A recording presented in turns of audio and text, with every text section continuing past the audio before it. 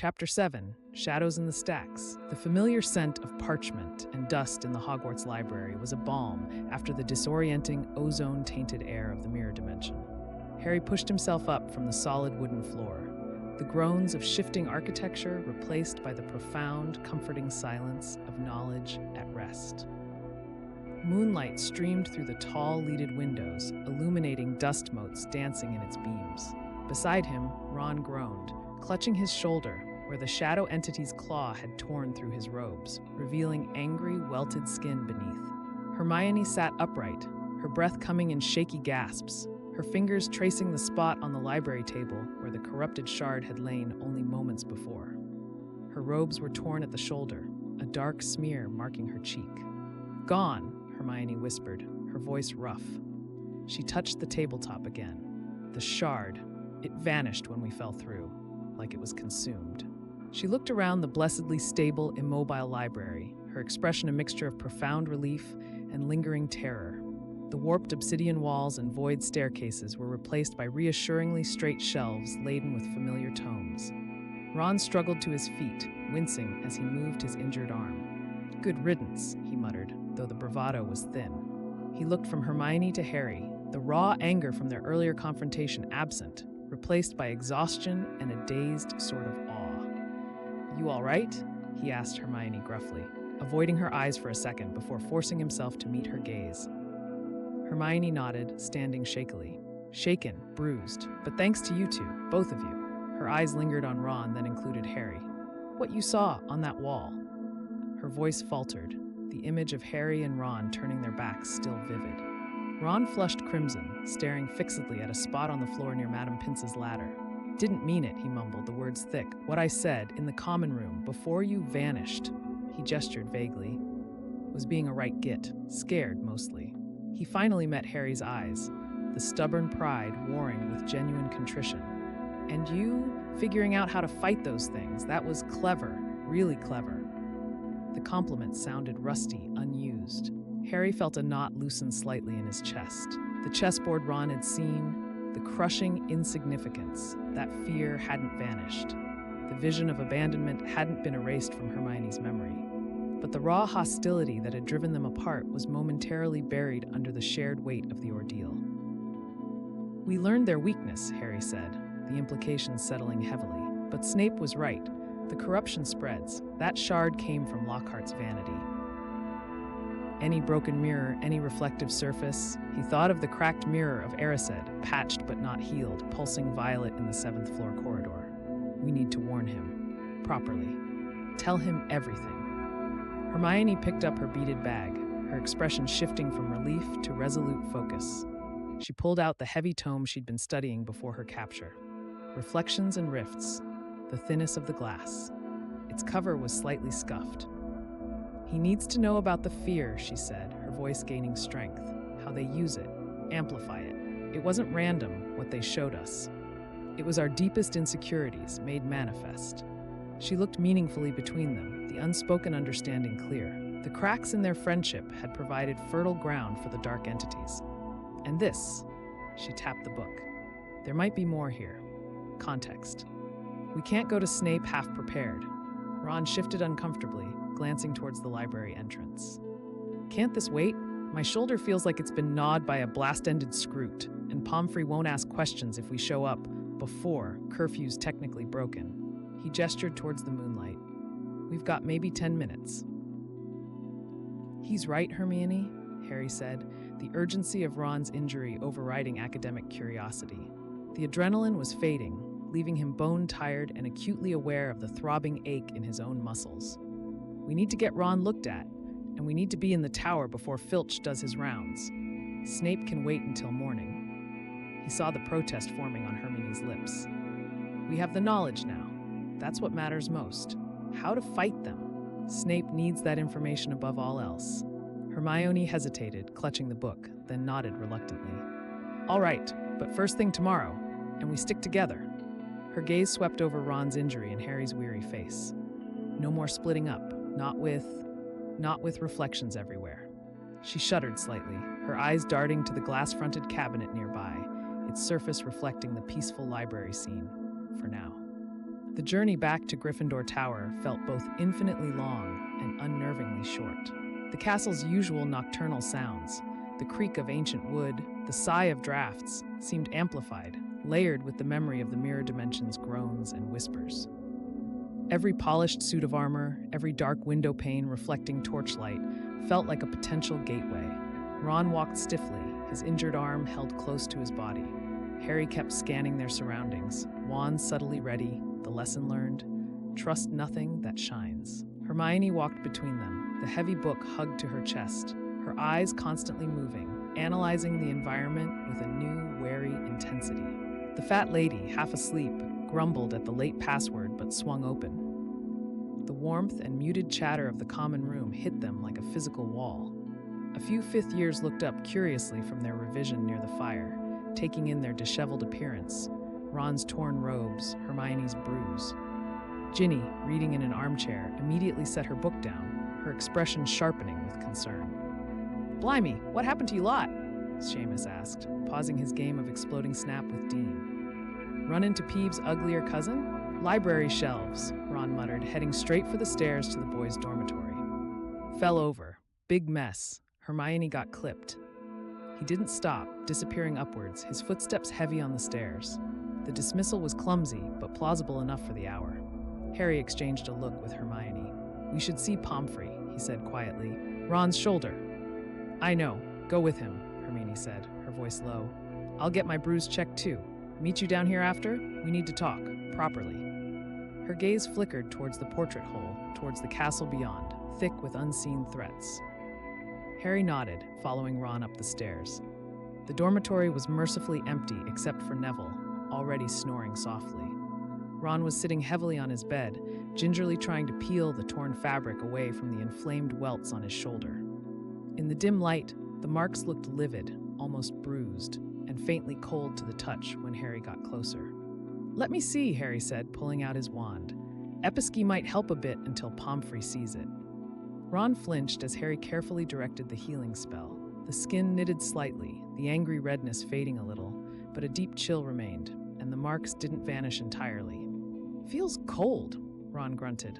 "Like ice under the skin. That thing's claw. It wasn't just sharp." "Dark magic residue, probably," Harry muttered, remembering the oily feel of the shadow entities. "Pomfrey will sort it." He paused. "What you saw?"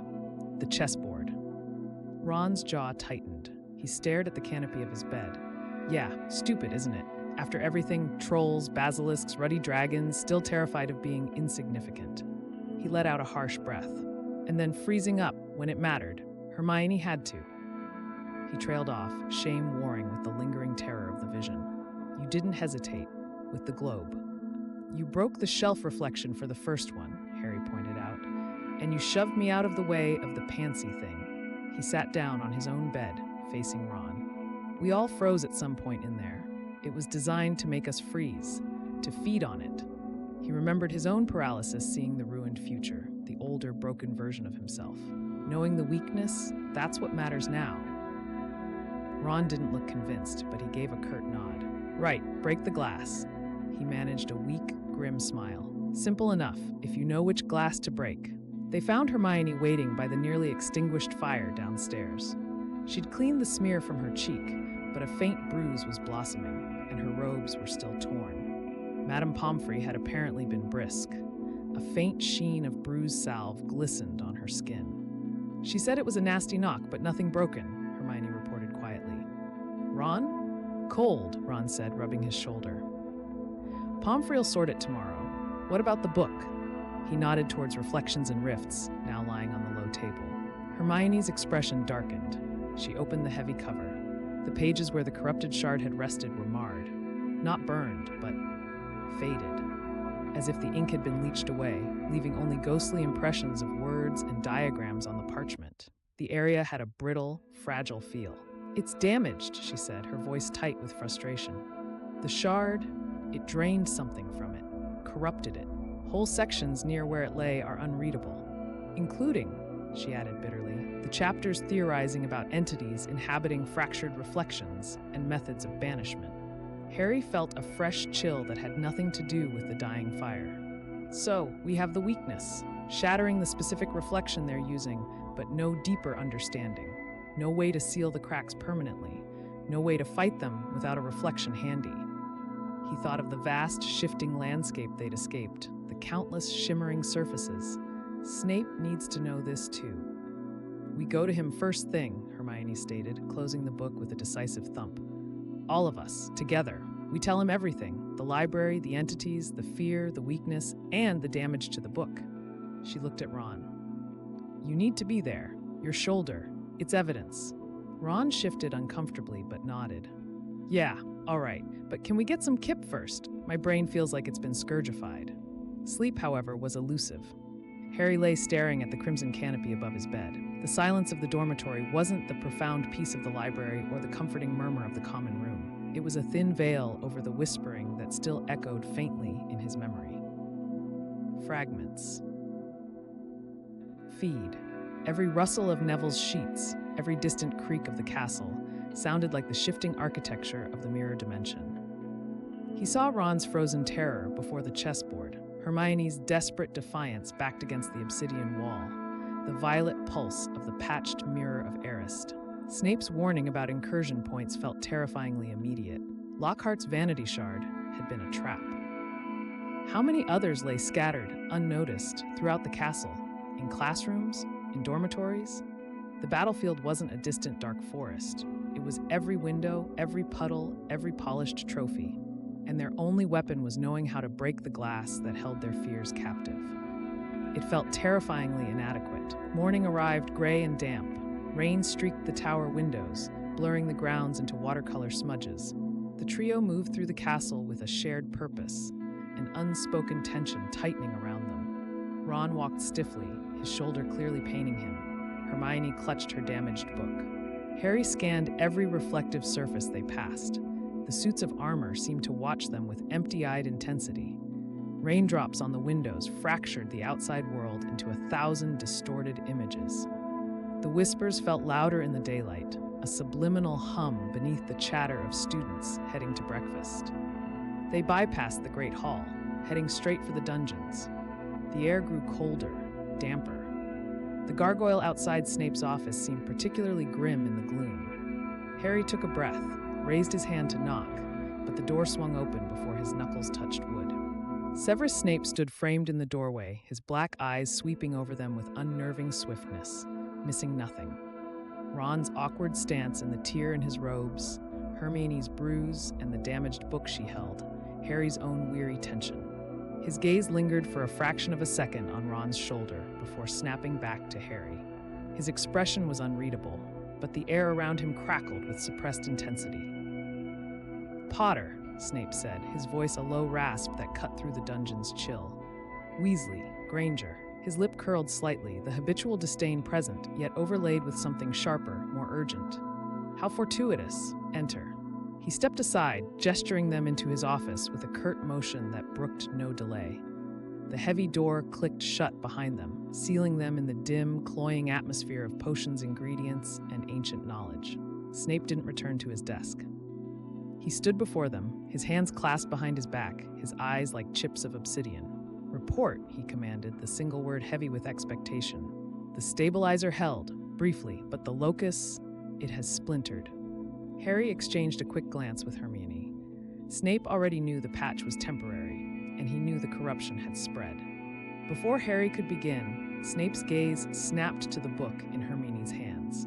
His eyes narrowed, focusing on the damaged section of the cover, the brittle pages she held open.